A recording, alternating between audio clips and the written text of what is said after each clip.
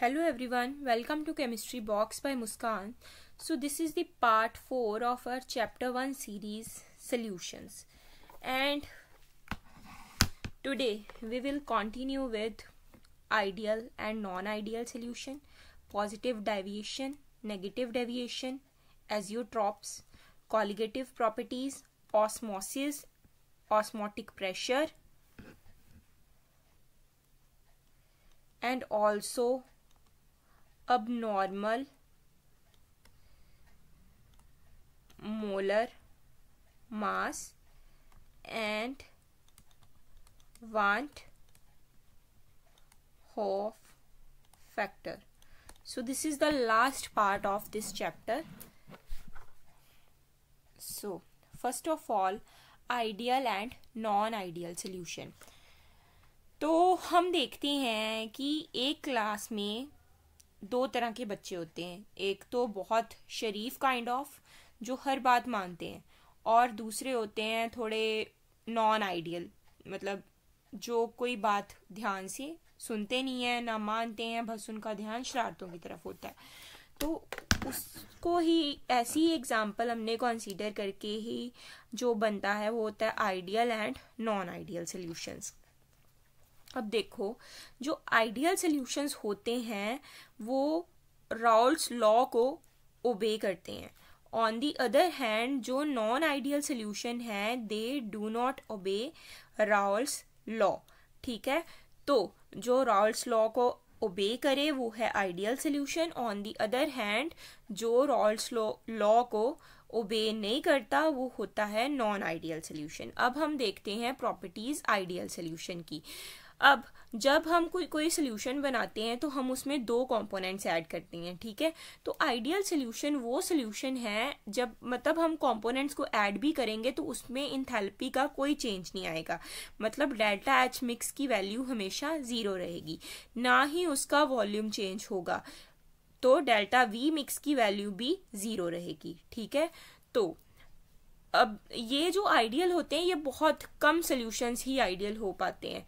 On the other hand जो non ideal solutions हैं वो तो मैंने बताया कि राउल्स लॉ को ओबे नहीं करते. ठीक है, इनकी प्रॉपर्टीज हैं, इसमें डेल्टा एच मिक्स की वैल्यू 0 नहीं रहती, कुछ ना कुछ चेंज होती है. एंथैल्पी चेंज भी होता है और वॉल्यूम चेंज भी होता है. ठीक है, तो अगर if its vapor pressure is higher than predicted by Raoult's law, this is called positive deviation. And if its vapor pressure is lower than that predicted by Raoult's law, this is called negative deviation. जब उसका vapour pressure जो Raoult's law predict कर रहा है उससे ज़्यादा हो तो तब वो पॉजिटिव डेविएशन दिखाता है. ऑन दी अदर हैंड अगर वेपर प्रेशर लोअर है जितना राउल्ट्स लॉ प्रिडिक्ट कर रहा है तब वो नेगेटिव डेविएशन दिखाता है. ठीक है, ये है properties ideal and non ideal solution की. पर अब बात ये है कि ये पॉजिटिव और नेगेटिव डेविएशंस होती क्या है. ठीक है, ये है हमारे पास वाई पॉजिटिव डेविएशंस. अब आपको पता है, मान लो कि मेरे पास 3 बीकर हैं. ठीक है, एक में है सल्यूट जिसको मैं कहूंगी ए, एक में है सॉल्वेंट जिसको मैं कहूंगी बी, एक में मैंने दोनों को मिक्स कर दिया, ये हो गया सल्यूट प्लस सॉल्वेंट, इसको मैं कहूंगी ए बी. ठीक है, अब आपको पता है इसमें अकेला सॉल्ट सल्यूट है तो वो भी आपस में कोई ना कोई इंटरेक्शंस दिखाएंगे.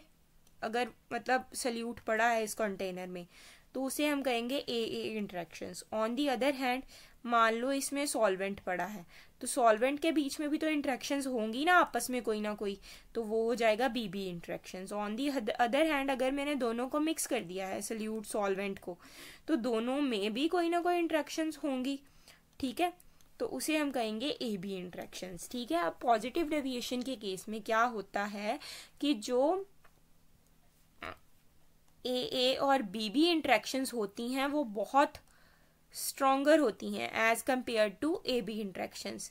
मतलब ए एंड बी इंट्रैक्शंस जो हैं बहुत स्ट्रोंगर रहती हैं ए बी इंट्रैक्शंस से, ठीक है। तो मॉलिक्यूल्स ऑफ ए और B will find it easier than in pure state, this increases the vapour pressure, ठीक है। अब यही बात ये कह रहा है कि जब देखो, जब मैं सल्यूट और सॉल्वेंट को एक सोल्यूशन में ऐड कर रही हूँ, उनमें इंट्रैक्शंस ही इतनी स्ट्रॉन्ग नहीं है, तो उनके लिए एस्केप करना इजी रहेगा, ठीक है। एस्केप करना इजी रहेगा, वो जल्दी इस कंटेनर से बाहर निकलने को ट्राई करेंगे, तो वेपर प्रेशर क्या हो जाएगा, फिर इंक्रीज करेगा, ठीक है, क्योंकि ये बाहर निकल रहे हैं, इंट्रैक्शंस ही स्ट्रॉन्ग नहीं है, ठीक है। इसकी एक एग्जांपल है हमारे पास एथेनॉल और एसीटोन की, एथेनॉल एंड एसीटोन। देखो ये है स्ट्रक्चर एथेनॉल का,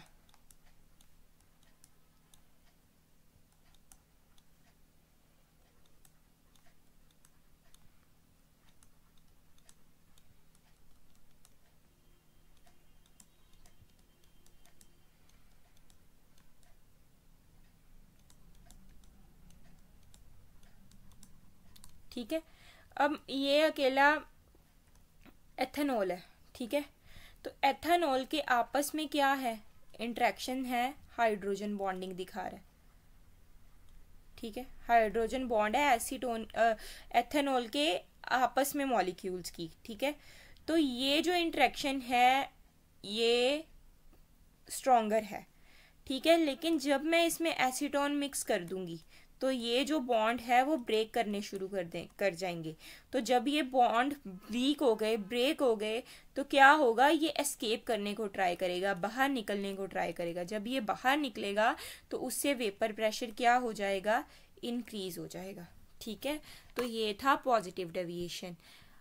ओके, तो नेगेटिव डेविएशन के केस में क्या होता है कि जो ए बी इंट्रैक्शंस होती हैं they are much stronger than A and B interaction, ठीक है। मतलब जब हम सोल्यूशन बनाते हैं ए और बी को मिक्स करके, तब जो इंट्रैक्शंस होती हैं ये बहुत ज़्यादा स्ट्रॉन्गर होती हैं, ठीक है। तो ऐसे में क्या हो जाता है, एस्केप करना बहुत डिफ़िकल्ट हो जाता है, ठीक है। अगर ये एस्केप करना डिफ़िकल्ट है तो वेपर प्रेशर क्या कर जाएगा, डिक्रीज कर जाएगा, ठीक है। इसकी हमारे पास एग्जांपल है एनिलीन और फिनॉल। अब देखो, जब एनिलीन और फिनॉल एक सोल्यूशन में प्रेजेंट है तो ये भी आपस में, जो इसका यहाँ पे लोन पेयर होगा वो भी बॉन्डिंग दिखाएगा, है ना, इसके साथ। तो ऐसे में एक बॉन्ड क्रिएट हो जाएगा, तो इंट्रैक्शंस जो हैं स्ट्रॉन्गर हो जाएंगी, एस्केप करना डिफ़िकल्ट रहेगा, तो वेपर प्रेशर क्या कर जाएगा, डिक्रीज हो जाएगा, ठीक है। ये थी नेगेटिव डेविएशंस। अब ये ग्राफ हमने नॉन आइडियल प्लॉट पिछली वीडियो में भी पढ़ा था, डिस्कस किया था। तो ये देखो कि जब पॉजिटिव डेविएशन हो रही है तो वेपर प्रेशर, ये ग्रीन डॉट है कि जितना वेपर प्रेशर प्रिडिक्ट कर रहा है रॉल्स लॉ, पर वेपर प्रेशर इससे ज़्यादा है, ठीक है। उस केस में इसको हम कहते हैं पॉजिटिव डेविएशन। और यहाँ देखो कि इतना, वो ग्रीन डॉटेड लाइन है, ये प्रिडिक्ट कर रही है कि इतना होना चाहिए, पर जो वेपर प्रेशर है ये कम है उससे, ठीक है। तो कम है तो इसे हम कहेंगे नेगेटिव डेविएशन।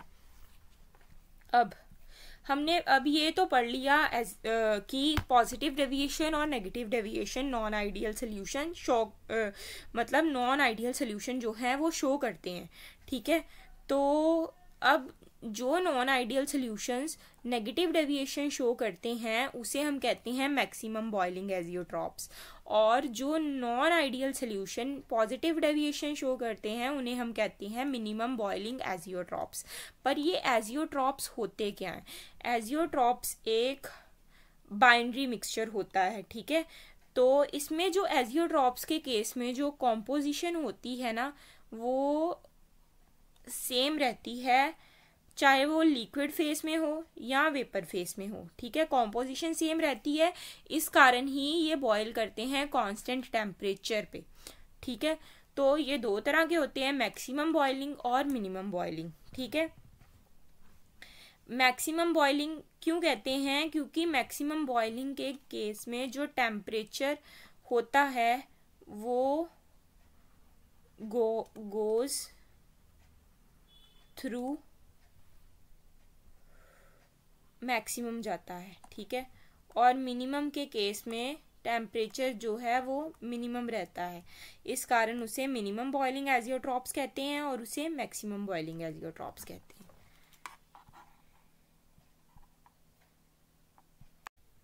चलो अब नेक्स्ट करते हैं। तो नेक्स्ट हमारे पास है एक प्रॉब्लम। ठीक है, तो ये है the vapour pressure of pure liquids A and B are 450 and 700 mm of mercury respectively at 350 Kelvin. Find out the composition of the liquid mixture if total pressure is 600 mm Hg. Also find the composition of the vapour face. यहाँ पे हमने composition find out करनी है। तो जो भी हमने पढ़ा है जैसे राउल्स लॉ, डाल्टन लॉ, हम वही इसमें अप्लाई करेंगे। ठीक है, अब हमें गिवन क्या दिया हुआ है? The vapour pressure of pure liquids A and B।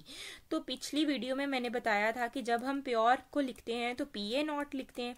PA0 की वैल्यू मान लो हमारे पास है 450 mm ऑफ मर्करी, और PB नोट की वैल्यू हमारे पास है 700 mm ऑफ मर्करी। ठीक है, और P टोटल भी हमें दिया हुआ है जो कि है 600 mm ऑफ मर्करी। ठीक है, तो हमें राउल्स लॉ से ये वैल्यू पता थी कि जो P टोटल होता है वो partial pressure of A plus partial pressure of B के इक्वल होता है। अब PA कैसे लिखते हैं हम? PA नॉट काय A प्लस PB कैसे लिखते हैं? PB नॉट काय B। ठीक है, तो PA नॉट काय A प्लस PB नॉट काय B को हम 1 माइनस काय A भी लिख सकते हैं, है ना। तो अब हम वैल्यूज पुट करते हैं। P टोटल की हमारे पास है 600, PA नॉट है 450, काय A हमने फाइंड आउट करना है, प्लस PB नॉट है हमारे पास 700, 1 माइनस काय A। ठीक है, तो ये बन गया 450 काय A प्लस 700 माइनस 700 काय A। ठीक है, इधर है 600। तो ये सॉल्व करके हमारे पास जो काय A की वैल्यू है वो आ जाएगी 0.4। अब देखो हमारे पास काय A की वैल्यू तो आ गई 0.4, इससे हम काय B भी निकाल सकते हैं जो कि है 1 माइनस काय A। तो ये हो जाएगा 1 माइनस 0.4 करेंगे तो 0.6 आ जाएगा। ठीक है, तो ये हमारे पास काय A और काय B, ये कॉम्पोजिशन आ गई लिक्विड मिक्सचर की। ठीक है, पर हमें लिक्विड मिक्सचर की भी निकालनी थी पर वेपर फेस की भी निकालनी थी। तो वेपर फेस के लिए अब हम डाल्टन्स लॉ को अप्लाई करेंगे। ठीक है, तो डाल्टन्स लॉ क्या कहता है? PA की वैल्यू क्या होती है? PA नॉट काय A। ठीक है, तो PA नॉट कितना है हमारे पास? 450, काय A की वैल्यू कितनी थी? 0.4। ये करके हमारे पास आया 180 mm ऑफ मर्करी। ऐसे ही PB निकालेंगे। PB नॉट काय B, PB नॉट है हमारे पास 700 इंटू 0.6, ये आ जाएगा 420 mm ऑफ मर्करी। ठीक है, अब वेपर फेस में क्या होता है? फॉर्मूला रहता है काय A, मतलब एक के कंपोनेंट पे ही डिपेंड कर रहा है वेपर फेस जो है, तो PA ऊपर, PA प्लस PB नीचे। ऐसे ही काय B का PB ऊपर, PA प्लस PB नीचे। ये हो गया 180 ओवर 180 प्लस 420, ये आ गया 0.3। अब काय A हमारे पास 0.3 आ गया है तो काय B भी निकल जाएगा। जो कि होगा 1 माइनस 0.3, तो आ जाएगा 0.7। तो ये हमारे पास कॉम्पोजिशन आ गई वेपर फेस की। ठीक है, अब नेक्स्ट है कॉलिगेटिव प्रॉपर्टीज। ठीक है, तो कॉलिगेटिव प्रॉपर्टीज वो प्रॉपर्टीज होती हैं जो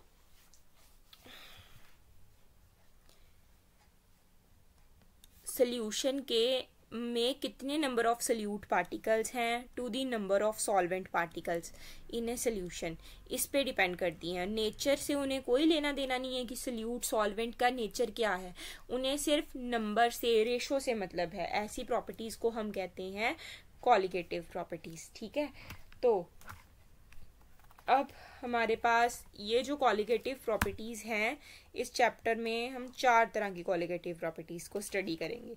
फर्स्ट प्रॉपर्टी है हमारे पास relative lowering of vapour pressure. ठीक है, अब मान लो कि हमारे पास कोई प्योर सॉल्वेंट है। ठीक है, तो यहाँ पे जो वेपर प्रेशर है वो इंक्रीज करेगा। ठीक है, ऑन दी अदर हैंड अगर हम इसी सॉल्वेंट में सल्यूट को मिक्स कर दें,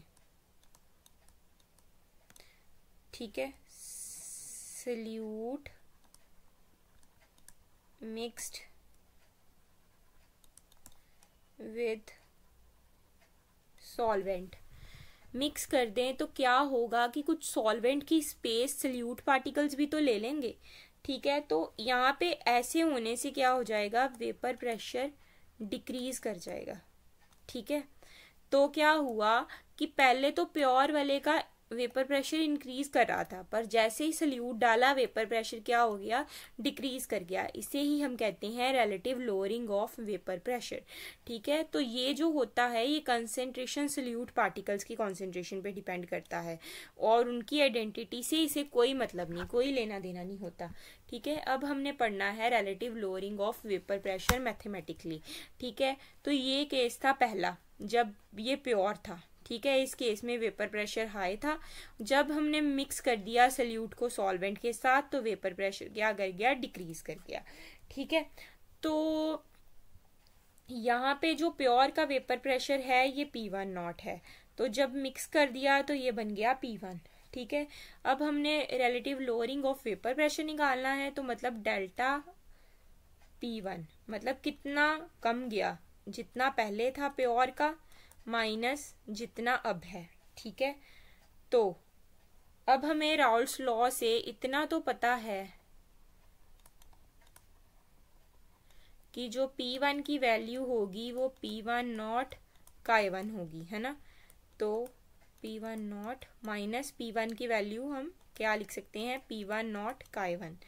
ठीक है, तो ये बन जाएगा P1 नॉट 1 माइनस K1। अब इतना भी मेरे को पता है कि 1 माइनस K1 को मैं क्या लिख सकती हूँ, K2। ठीक है, ये आ गया मेरे पास डेल्टा P1 का। ठीक है,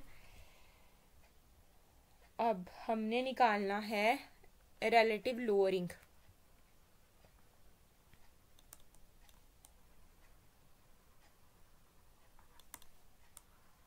ठीक है, तो ये हम निकालेंगे कि जितना डेल्टा P1 आया विद रिस्पेक्टिव टू कितना वो प्योर का था। डेल्टा P1 की वैल्यू हमने निकाली है P1 not K2 divided by P1 not. ठीक है, तो ये P1 नॉट के साथ P1 नॉट कैंसिल, पीछे क्या बचा, K2। अब K2 मोल फ्रैक्शन कैसे लिख सकते हैं, N2 N1 प्लस N2। ठीक है, अब देखो ये था formula relative lowering of vapour pressure का। ये डिपेंड किस पे कर रहा है, मोल फ्रैक्शन ऑफ सल्यूट पे। ठीक है, तो मोल फ्रैक्शन पे डिपेंड कर रहा है, इट मीन्स जो रिलेटिव लोअरिंग है वो नंबर पे डिपेंड कर रही है। So that's why relative lowering of vapour pressure is the colligative property. ठीक है, तो ये तो मेरे पास आ गया है ना, ये चीज की ऐसे निकाल सकती हूँ। ठीक है, अब आप मानो कि जो मेरा सोल्यूशन है वो बहुत ज़्यादा डिल्यूट है, मतलब उसमें पानी बहुत ज़्यादा डाला हुआ मैं, तो उसमें क्या हो जाएगा कि जो N2 है वो बहुत सोल्यूट के नंबर ऑफ मोल्स बहुत कम हो जाएंगे as compared to number of moles of solvent, क्योंकि सोल्यूशन बहुत डिल्यूट है, सॉल्वेंट की अमाउंट बहुत बहुत ज़्यादा है। ठीक है, तो ऐसे केस में क्या हो जाएगा, जैसे मैंने निकाला था delta P1 over P1 not, इसकी वैल्यू थी Chi2। ठीक है, तो Chi2 ये लिखा था N2 over N1 plus N2। ठीक है, अब इस केस में क्या होगा कि N2 बहुत ज़्यादा छोटा है, तो N2 को हम क्या कर देंगे, निगलेक्ट कर देंगे एज कम्पेयर टू N1, तो यहाँ पे अकेला N1 आ जाएगा। ठीक है, ये है relative lowering of vapour pressure in dilute face.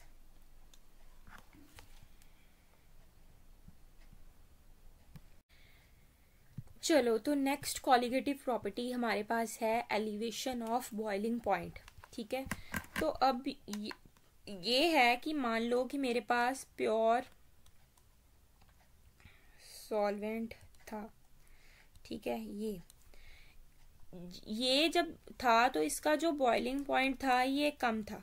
ठीक है, पर जब मैंने इसके अंदर सल्यूट ऐड कर दिया, जैसे सॉल्ट इसमें ऐड कर रही हूँ, ठीक है, तो हीट भी दे दी नीचे से, तो इसका बॉइलिंग पॉइंट जो है वो क्या कर गया, बढ़ गया, एलिवेट हो गया। ठीक है, तो इस केस को हम कहते हैं एलिवेशन ऑफ बॉइलिंग पॉइंट। ठीक है, boiling point of a solution is always higher than that of the boiling point of pure solvent in which the solution is prepared. मतलब सोल्यूशन का बॉइलिंग पॉइंट हमेशा ज़्यादा होगा as compared to the pure solvent. चलो अब हम इसको mathematically discuss करते हैं। ठीक है, तो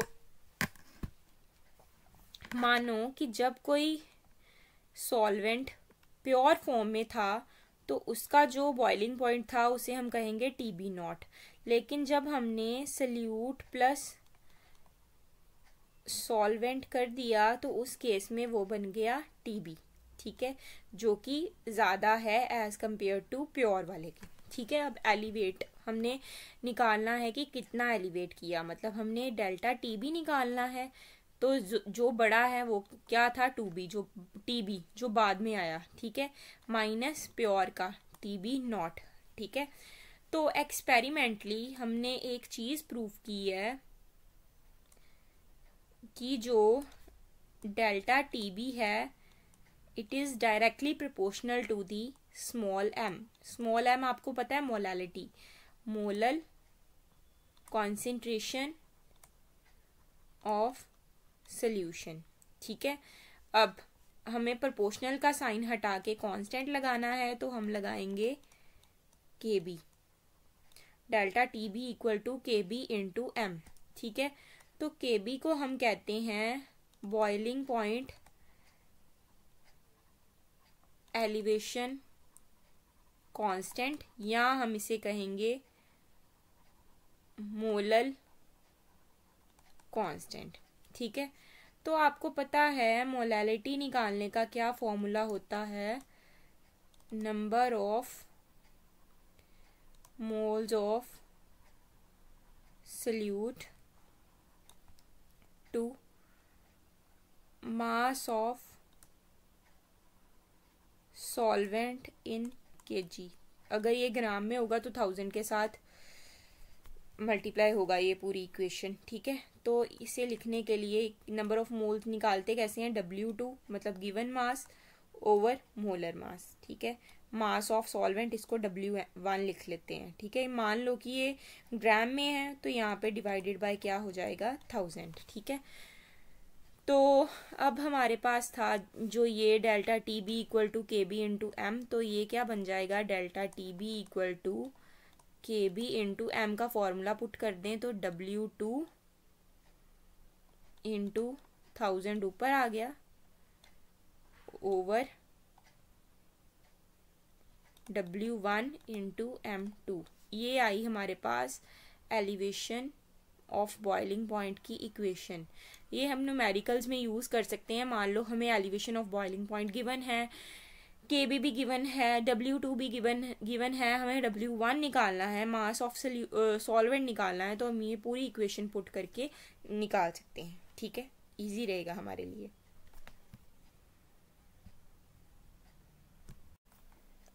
तो चलो अब नेक्स्ट कॉलिगेटिव प्रॉपर्टी जो है वो है डिप्रेशन ऑफ फ्रीजिंग पॉइंट।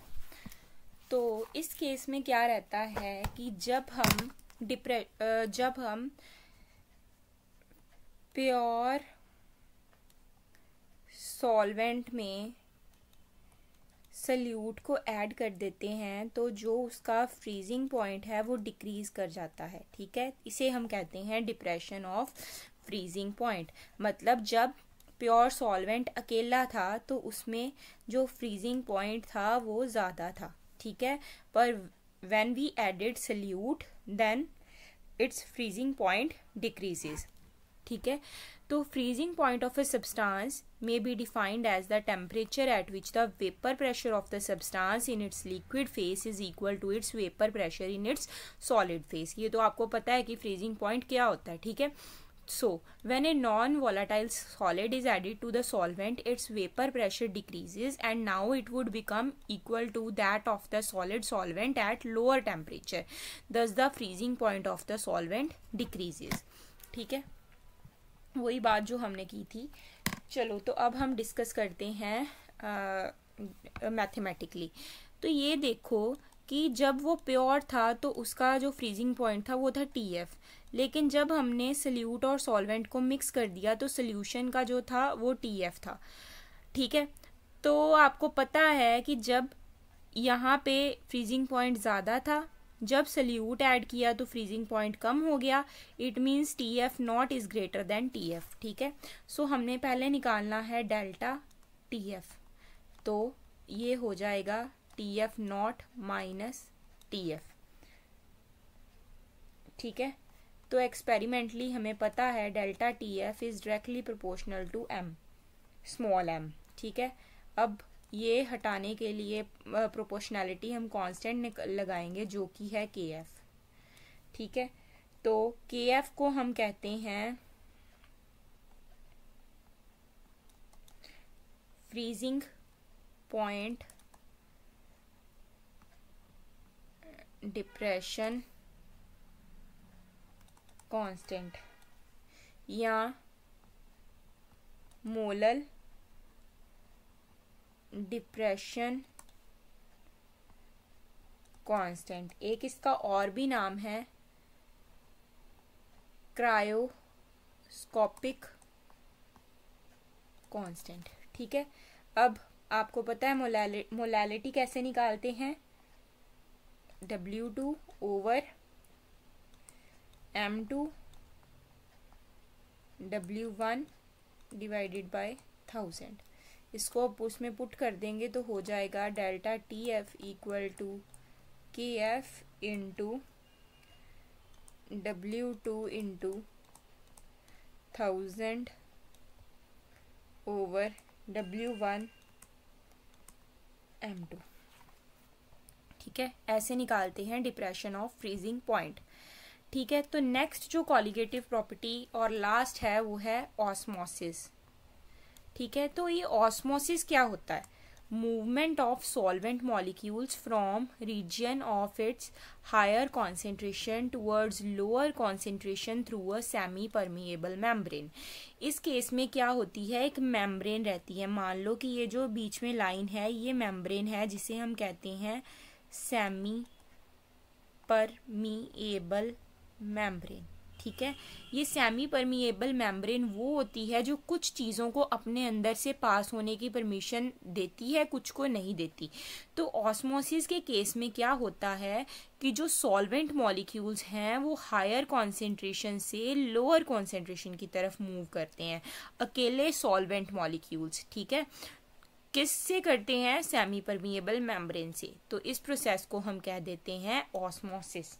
ठीक है, अब क्या है ऑस्मोसिस वर्सेस डिफ्यूजन। ठीक है, तो ये देखो कि डिफ्यूजन क्या होती है। डिफ्यूजन के केस में सल्यूट और सॉल्वेंट दोनों पार्टिकल्स मूव करते हैं। Diffusion is the movement of molecules from higher concentration to the lower concentration. On the other hand osmosis क्या है, जिसमें सिर्फ अकेले सॉल्वेंट मॉलिक्यूल्स पास करते हैं, ठीक है, from higher concentration to lower concentration. ये है डेफिनेशन ऑस्मोसिस की।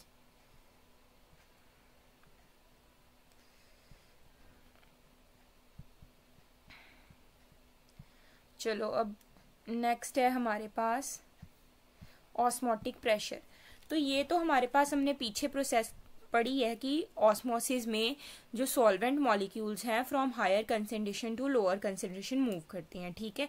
अब मान लो मेरे को इस प्रोसेस को रोकना है, तो इस प्रोसेस को रोकने के लिए मैं यहाँ पे दूसरी साइड एक प्रेशर एक्सर्ट कर सकती हूँ, जिसे हम कहेंगे osmotic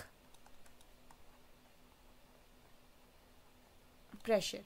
The pressure that just stops the flow of solvent is called osmotic pressure of the solution। तो ये होता है osmotic pressure, ठीक है।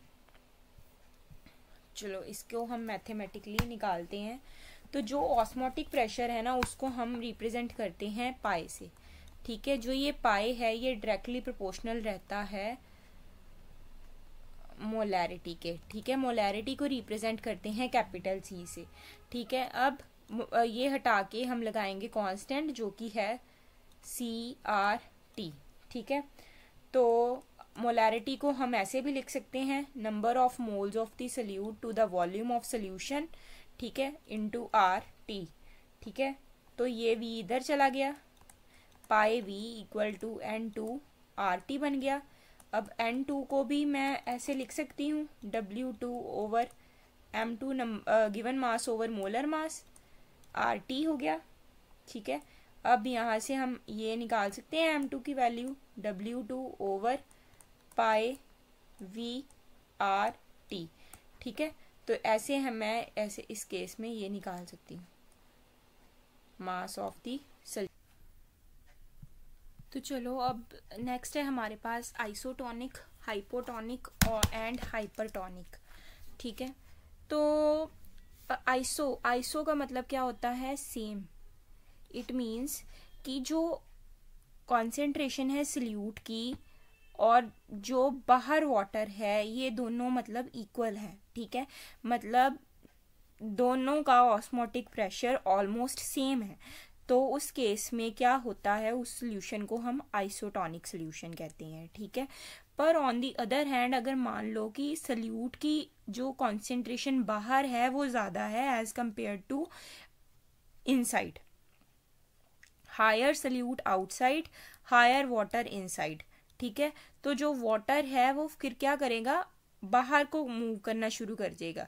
तो इस केस में जो सेल है वो श्रिंक कर जाता है, ठीक है। तो हाइपोटोनिक क्या होता है कि अगर सल्यूट अंदर ज़्यादा है, ठीक है, तो वाटर बाहर ज़्यादा है, ठीक है। उस केस में जो वाटर है वो अंदर को मूव करेगा, उसको उसमें सेल क्या है, स्वेल हो जाएगा, उसे कहते हैं हाइपोटोनिक, ठीक है। अब जैसे हम कई बार कोई पेशेंट है, उसे इंजेक्शन देते हैं, उसके अंदर मतलब सॉल्ट की कमी हो जाए, ठीक है, तो हम उसको इंजेक्शन देते हैं, ठीक है। तो वो इंजेक्शन हम सेम ही ऑस्मोटिक प्रेशर का प्रोवाइड करते हैं जितना उसके सेल्स के अंदर प्रेशर है। क्यों? क्योंकि अगर हम ज़्यादा प्रोवाइड करेंगे तो सेल श्रिंक हो सकता है या सेल स्वेल हो सकता है अगर कम वाला प्रोवाइड करते हैं। तो इस केस में हमें वो आइसोटोनिक ही अप्लाई करना पड़ता है, ठीक है, मतलब सेम ऑस्मोटिक प्रेशर वाला। तो आगे आ जाता है रिवर्स ऑस्मोसिस। अब हमने पिछले केस में ऑस्मोसिस पढ़ा कि ऑस्मोसिस को हम रोकते कैसे हैं, ऑस्मोटिक प्रेशर लगा के, ठीक है। ऐसे यहाँ पे जैसे ऑस्मोटिक प्रेशर दे रहे हैं।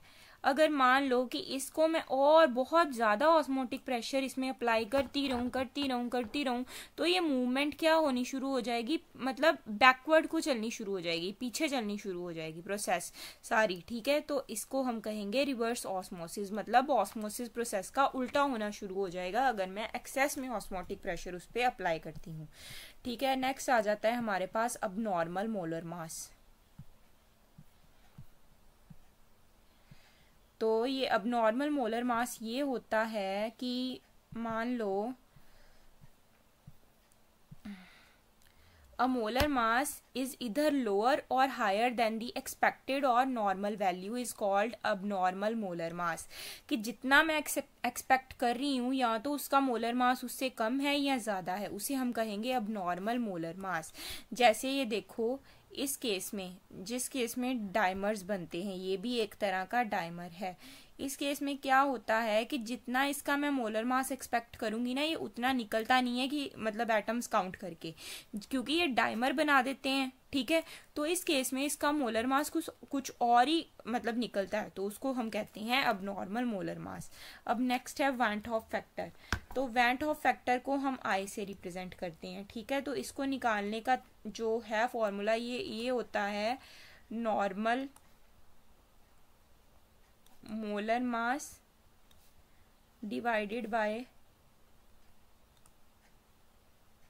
अब नॉर्मल